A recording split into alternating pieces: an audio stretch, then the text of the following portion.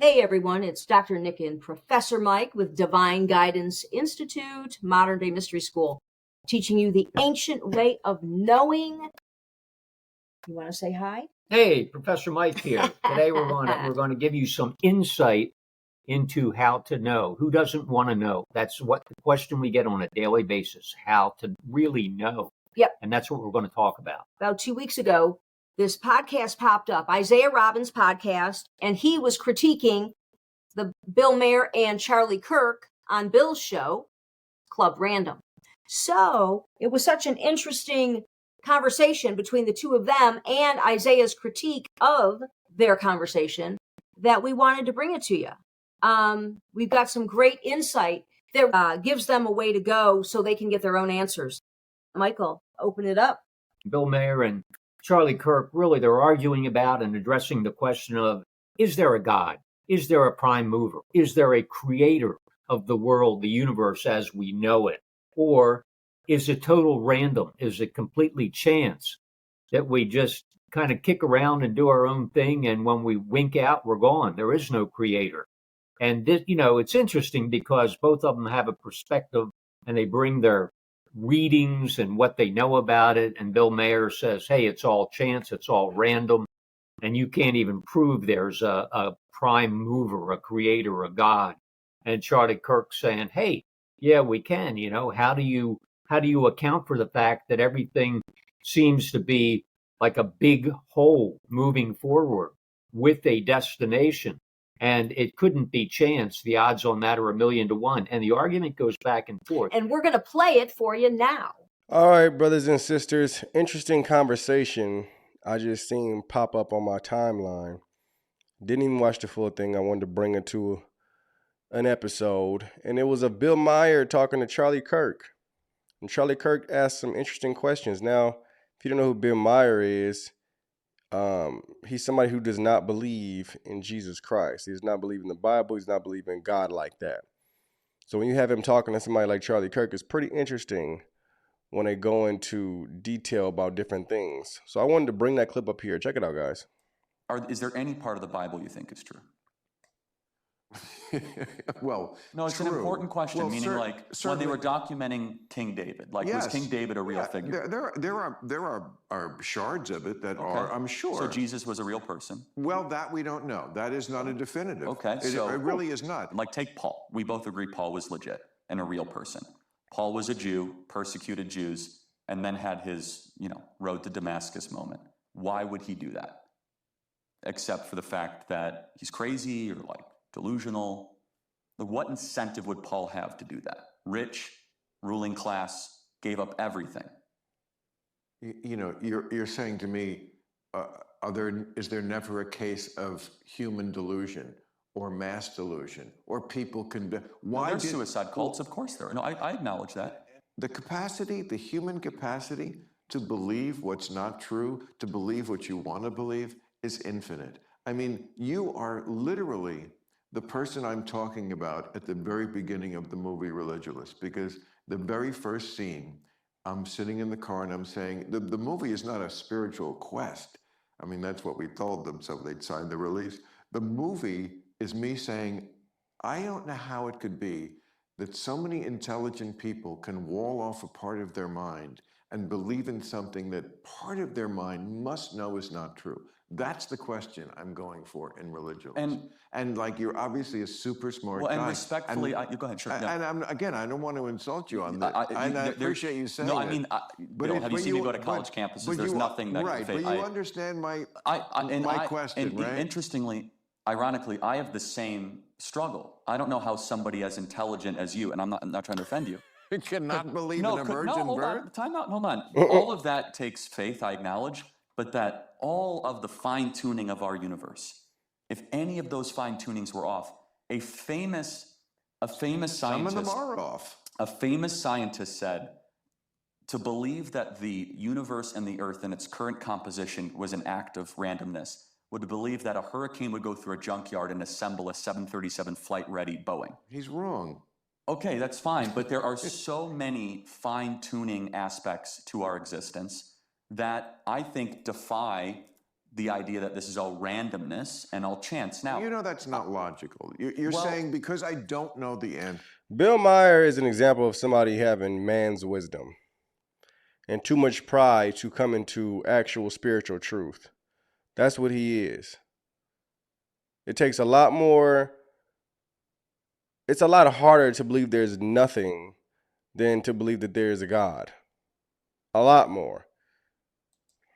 I'm going to assume the answer must be that a divine intervention did it. That's not really a scientific way of looking at it. The teleological view, not the cosmological view, is that all of these fine-tunings, when layered up one after the other, it defies, I think, reason to think that this is just a roll of the dice.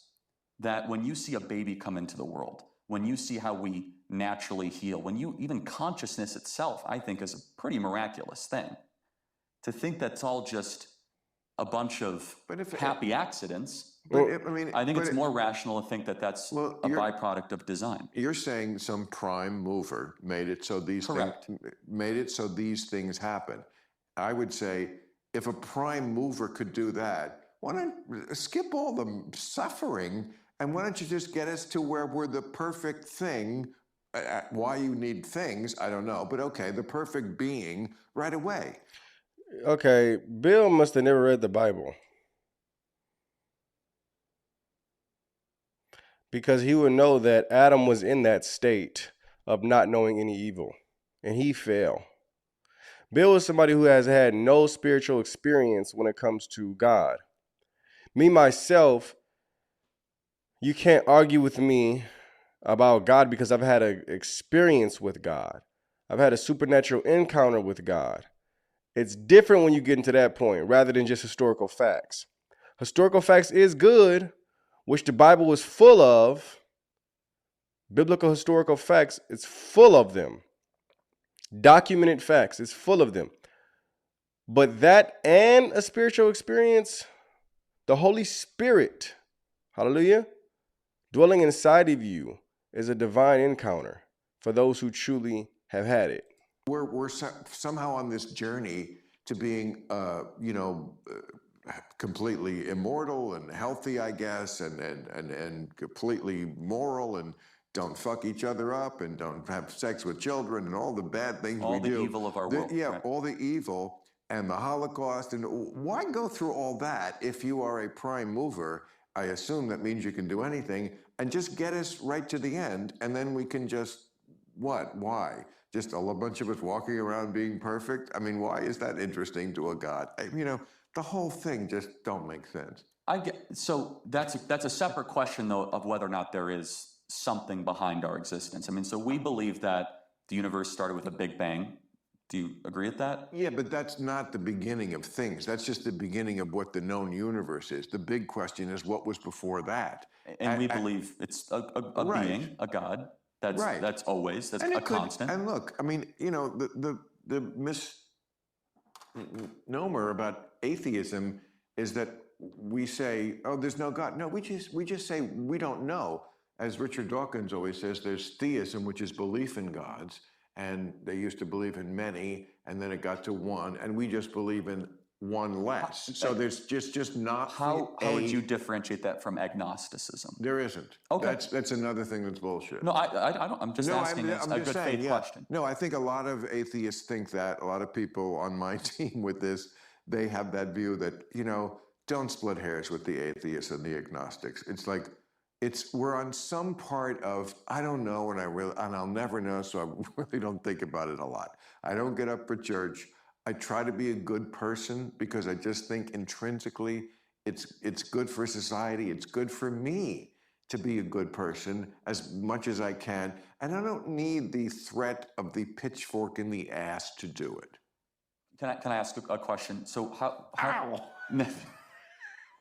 But you even acknowledge, though, that some people act better if they feel as if they'll be judged eternally. Totally. Okay, no, that's a big admission. But yes. How do you think society best determines what is good? That's a great question. I mean, isn't that what government is always wrestling with? What makes society good? Do you think, even as an atheist, the 10 Commandments, the right side of the 10 Commandments is a good place to The start. right side. Well, because the left side, I think you'd have a big problem, right? I have a problem with 8 of the 10 because only 2 of them are laws. You got a problem with 8 of the 10. 2 of them are laws. Only 2. What do you mean? Don't kill And don't steal. Okay, and don't steal. sure. Like, I mean, this idea that God is this. But you're good with those 2. Like obviously. the first 4 are just jealous God shit. It's just like, you know what? No, God, honoring like- your parents like- is not jealous like, God stuff. God's like a pimp who was in the next room and he said, "Who you on the phone with there, girl?" You know, I mean, I guess I'm testing Well, that. hold on, but no, it's again, I'm not All right. offendable on this, but I think you could. I know you made fun of it in Religulous, but there's something beautiful about not working for a day. Oh, You know what I mean, like day. honoring the Sabbath. Oh, a week is even better. But the like- well, the Sabbath. No, I mean the Sabbath. But is slowing down and saying that we're not I know, going to toil for a day. But do you need? Why would you need a religion to get to that? Why would you need a religion to? Hey, let's not kill each other and take a day off. Like again, I don't need a threat or a carrot for that. It's just so intrinsic. It sort of reminds me of the beginning of the Declaration of but Independence. if it's intrinsic, then why is it that a lot of countries that don't have Christianity struggle to come to these realizations? That See, I think Bill Maher is having a struggle between believing in religion and actually believing in people having a relationship with God, right? It's a thin line because a lot of people are solely in religion and only doing things out of pattern and order and because they are afraid of hell. While on the other hand, there's different people who are in a relationship with the Lord. They do things because they love God. They act accordingly because they love God. They act in order because they love God. It's a relationship with the Lord. I pray the Lord, shines more light into this man's heart, gives him a supernatural encounter, because I don't wish hell on my worst enemy. He's saying he's being a good person, but then again, he's making movies about making fun of religion. I don't know. It seems like you got some kind of chip on your shoulder, if you're asking me. But anyways, let me know what you guys think in the comments. I thought this was an interesting discussion. God bless you. And the argument, that both of them engage in, they even bring Jesus into it. Was he a real person? Did he have the truth? Is Jesus God? And that argument, that conversation has been going on for thousands of years by theologians and thinkers like Nietzsche, Kant, Sartre, Socrates, Plato, Aristotle. I could go on. They wrote books. They have, millions of followers. And did they eventually get the answer? Oh, hell no. Or Maher and Kirk would have already not even had an argument. The answer would have been there. And the answer really that they're looking for, and we're going to give you some insight into, and that is neither one of those people know how to know. How do we know whether there is a God? How do you really know? I mean, how do you know the truth? There you go. That's the door we're going to take you through. We have a system that lets you know 110% for you what the truth is and how to know. Yeah, like Michael said, they've been kicking that football around forever. And but they still don't know at the end of the day. It's only a conversation and uncertainty. I mean, I'm sure they feel they know in their own heart, but to actually, in Isaiah, as we played that podcast you just listened to, his point is that he's had his own experience. So you can't argue with him. He's had his own experience with God, and he's satisfied with that. And that's the place everyone can get to through the system of knowing, the ancient way of knowing. God speaks to us, Holy Spirit speaks to us through dreams, signs, and intuition and vibration. And that's it. And if you are able to master those tools or techniques that come from within you, you dream every night, whether you remember or not. And everyone's witnessed a sign or a coincidence at least once, and everyone's witnessed a gut feeling. And everyone's witnessed a vibe when you meet people, good vibe, bad vibe.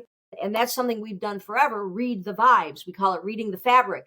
And so with this system, it takes you into that level of knowingness. You know, Charlie and Bill go back and forth. The crux of why Bill has his perspective is what he shared is, if there was the prime mover, then how come everything's so messed up? Why is it so messed up down here? Why doesn't he or it just make it go away, make it perfect now?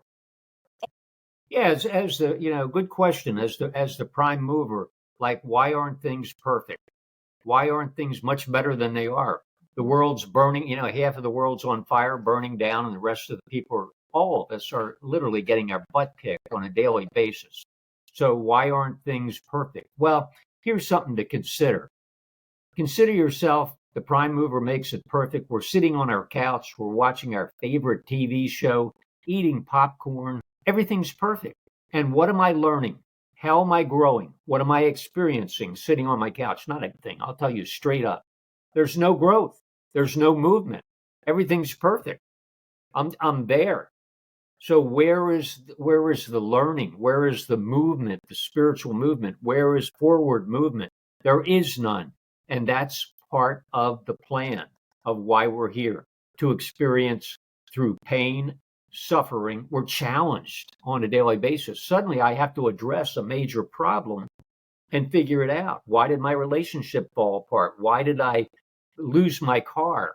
And somebody stole. Whoa, they stole it. How do I address that? What do I do? Do I have insurance? Things require me to step in, solve the problem, and I learn by that process, by that experience. And that's why we're all here, obviously. And it works. And we grow as spirit. We grow as being. We grow as soul, if you want to say that. So, it's interesting that Maher and even Charlie Kirk says, well, what about St. Paul? St. Paul, how did he go from being persecuting Christians and putting them in prison to representing Christians and taking care of them? Well, he says it has to be God that did that. Well, St. Paul was going to Damascus and he got hit by a bolt of lightning, literally. That's verified. Knocked him off of his horse. He was blind, couldn't see. And so when he got his sight back, he changed his name from Saul to Paul and started representing Christians. And that's because he had an experience. Yes. You see, that's the difference. The experience or not. I had my experience on the mountain. And it took me a year to recover from that experience, an entire year. And the only thing that kept me stable was I had to ask for a sign every waking hour for an entire year, until I came into full knowingness that this experience was legit and that everything that was transmitted to me, all the information about the worlds and the here and the after and heaven and hell and the truth of reincarnation and everything you can imagine was transmitted. And I was, a Catholic at the time, happy going to church. Everything was cool. I wasn't questioning anything. Well, this experience on the mountain had me question my entire belief system. Okay. And that's why it took a year to reconcile what was real, what's not. How do I know? How do I know? How do I know? And this is one of the reasons, the basis for starting the Divine Guidance Institute, using the ancient way of knowing. We, the tools of dreams and signs and intuition. Michael met me in a dream 3 years before. I had a gut feeling the minute I saw him, he was the one. And now it's been 30 years. We have been studying these tools for 3 decades, experimenting, studying, researching, and utilizing dream signs, intuition, and through vibration to elevate your consciousness so you can connect and have discernment. And it's that experience, the culmination of what he was saying. And use the tools. Use the tools of dream signs, intuition. You can ask any question and you will get your answer immediately. The minute you ask, the answer comes in. But most of us are not equipped and that tuned in to discern the answer the minute we ask. You can ask before you go to sleep. You can ask for a sign. You can ask for confirmation. Like I did, I had to ask every waking hour for a year. And every time I would get a sign within 5 minutes of asking, something would happen. I'd overhear a conversation, a rainbow would appear in the sky. And it was a confirmation of, yes, Nicole, everything that was transmitted to you, all that data all the wisdom, whatever you want to call it, is true. So even though my belief system was pulled out from underneath, God let me know over and over and over. Holy Spirit let me know that that was accurate, and you've gone through a door. You've walked through the door into a new reality, actually. And that's why it took so long to reconcile. And Maher and Kirk are having that argument, and it's the old mind argument. It doesn't go very far. And they've been doing it for 5,000 years. It can be verified, and much longer than that. All the greats, the Romans and the Greeks and the Babylonians, they all went down that road. And what did they get? Nothing from it. And it's like Nicole was saying, there is a key, and it's called the language of the universe. And that is what we are sharing with you. We already have the answer. Dream, signs, intuition. I had a dream of meeting Nicole, and then I had more signs than I could handle. And I intuitively, gut feeling, knew it was the right answer. I'd been given the answer I had been seeking, and I went through the door. We all do that. We can do that. All we need to realize at the front end is we don't need the experts. We don't need the Bill Mahers and Kirks and the arguments and the Nietzsche, Kant, Sartre. What do we get from that? We hit the wall. We sit there and go, I wonder how I really know. There's the language that's provided. We are the language, and we get it through dreams, signs, intuition, and sound. Sound, light and sound come in, and we can use that to ascertain our personal way of knowing.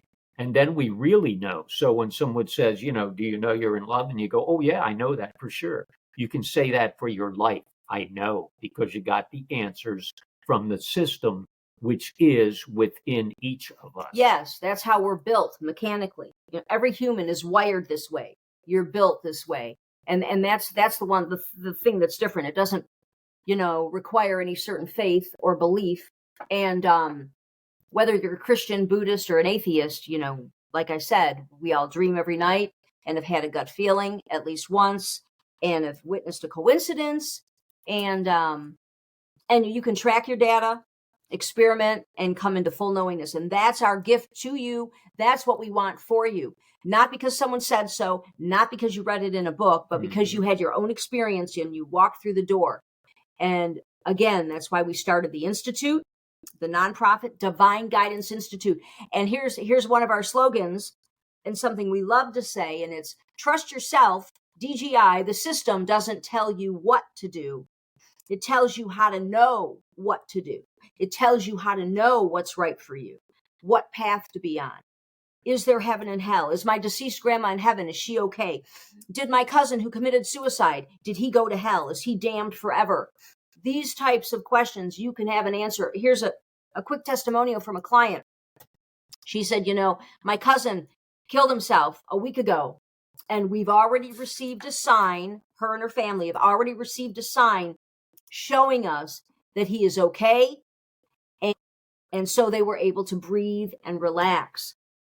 And those are the things, people go to a psychic for this stuff. It's like, oh, that, each to each his own, because we're all about freedom and free will, big time. But you don't need to go anywhere.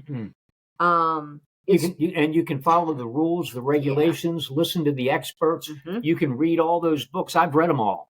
I'm a professor. I've taught at many universities, and I read them when I was much younger. I mean, all of them, Kant, Nietzsche, Sartre, Socrates, Plato. And you know what? I still didn't know what I wanted to know. No. What's the answer? Is there a prime creator? Is there a mover? What is our freedom here? How free are we? Things, who am I? How do I fit into the scheme of things? Those questions came from the system when, guess what?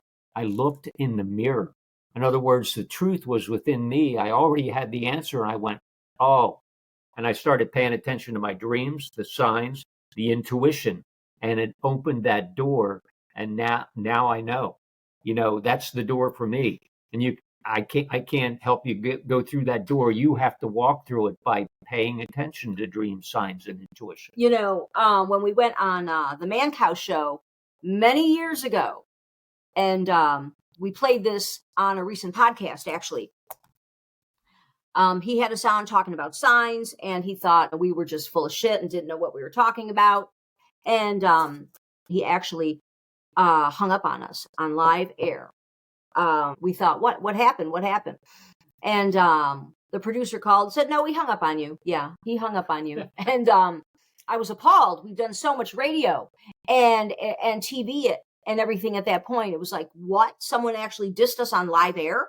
Anyway, and on our conversation, we were talking about signs. And he's like, well, what sign? I said, I don't know. You ask a question. Should I know if signs are real? Should I believe in signs? I said, set up a sign for that. He goes, like what? I said, I don't know. Vipers. I love cars. Viper, Corvettes. Those are two of my favorites. I said, Viper, you need to see a Viper. He's in Chicago. He's like, the spider, the car, or the snake rather, or the car. I'm like, doesn't matter. And then shortly after we got discoed. So the next day, his producer is calling us incessantly. I mean, like 20 times in a row, calling, please answer, please get on the phone. He wants to have you on the show. He wants to apologize. Big error, hanging up on you guys. So please call him so we can do the show. And so Michael did the show. I said, forget it. I'm done with that guy. Anyhow, Mike did the show, and this is what we aired a few podcasts ago. And maybe we'll stick it in here in a minute. We should air actually, we're going to air the apology here in a minute. But the bottom line is this. He called back to say, when I got home, I received a package from Slash, the guitarist Slash. We were working on a pinball machine called Viper. And when I got home, I got a package from UPS and or some carrier. And it was a ton of Vipers came out of the package. Stickers, pictures, him and his Viper. He's got a car, the pinball machine, the decal, the logos. There must have been 100 Vipers that came out of the package. And so he goes, I don't know how you did it, but you won, sir. I'm eating crow. I'm eating crow on the air. I've never done this. I've never apologized. And I said, okay, no, test us. Test us. Said, okay, I want to see a Viper snake or a Viper car. Anyway, I get home. There's a parcel from Slash, and it's pictures from us working on this great pinball machine, a legendary pinball machine that we worked on 10 years ago called Viper. But also in there is pictures of his snake collection, loaded with Vipers, and his car, a Viper, and statues of Vipers. He had a band after Guns N' Roses and before, what's the other band? Slash's other band. Come on, Velvet Revolver. But, he had a band called Snake Pit. Anyways, so literally this package, this parcel, inside pictures and propaganda and pamphlets from our Viper game. Wow. So you said that I should go on the radio and ask for a sign, and that sign would be a Viper, and I laughed at you, and I thought you were goofs. So what happened? I mean, that was a smack from the universe telling me, hey, yeah, wake up, you're on the right path. That's exactly right. That was a huge message. It's all connected. And because it's all connected, according to quantum physics anyway, the universe is saying, hey, wake up.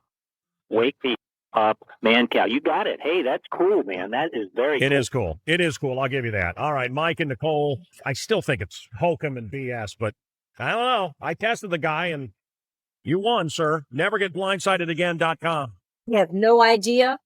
I don't even know how to explain it, but there's something to it, obviously, and that is why, I'm actually eating crow. I'm actually apologizing on live air. And that was a first for him. He's never apologized ever in the history of the show. And he said that. He said, I'm going to apologize for the very first time. And that's because he got his divine guidance. And it was literally, that's how signs work. They're like pure magic. And it was so magical and such an epiphany for him that it blew him away. He thought, oh my God, this is the real deal. Well, it is. And that's how it works. So it was a real magical insight for him out of nowhere. He thought not in a million years. And sure enough, boom, epiphany for him. Yeah. Yeah. And that's why we started the mystery school. So he walked through the door that day with signs. It was such a stunning thing. I don't know where he is today. We haven't talked to him about these topics. Maybe we should hit him up, actually. And it's that's the breakthrough. He had his own sign, his personal experience. Then he knew that dream science intuition, what we were bringing to the show, was not bullshit. He had his own experience with this system, how it works. He said, I don't know, it's like magic, but it's the real deal. And, we always like to say, Holy Spirit has its way, and it had its way that day. And, here's one last thing before we close. We always say, if the definition of God were different, the atheists would be believers and the believers would be the atheists. Here's the deal. God, is like some dude in the sky. And that's where the atheists have trouble with, like, there's some dude in the sky that runs everything. And of course, I'm just using these words loosely, okay? We could really get into the convo, but we're not at this time. But if it were reversed, that God was energy and constructed things from an energetic perspective, and God is just energy, it's not a man in the sky type thing, the atheists would be the believers, and the believers would be the atheists. Mm-hmm. So it's really a matter of, how you look at it, perspective, really. And if it's maybe quantum physics is the thing that runs everything, and you want to call that God a vibration, and the roles would switch. Then the atheist would go, oh, I'm okay with that. Yeah, quantum? Yeah, sure. So there you go. And one last thing about the Bible. The Bible it's a great story, and it's a fabulous, and those things, some of those things occurred. Here's the deal. They took so much out of the Bible, and that's why, to some, it seems like it's not a valid story or experience that happened. They took a lot out. If they put everything back in, and the reason they took a lot out was so the church could have more control. And when it was deciphered, originally translated, it was by Saint Jerome, and the church called him and said, we want you to leave out dreams and maybe give them a negative spin. They're of Satan, whatever. It went on and on and on. So a lot of that was pulled out because Jerome translated it from the Hebrew and the Greek into Latin, and Latin eventually into the English, where it got all rearranged and taken out so the church could control what the people thought, so that they could work with them in that sense. Yeah, so if you had all the pieces back together, then the story really, really it takes on some truth, some serious truth, and that you could really get down with. But the missing pieces kind of leave it open to interpretation. Hey, as we know. And there you go. I mean, that makes our point. Also, you're dealing with books, and once again, whether it's the Bible or Aristotle and Plato. I mean, you're going by someone else's word, what they think, how it works. Hey, how do you really know that's the truth? Well, dream signs intuition. You can go within and find that. You'll get that answer immediately. As soon as you ask the question, it contains the answer. And there you go. Anyway, guys, that's it for today. And we'll talk to you next week. Take care. Hey, be sure to subscribe, and be sure to send in your comments. We love your questions, and we'll talk to you soon.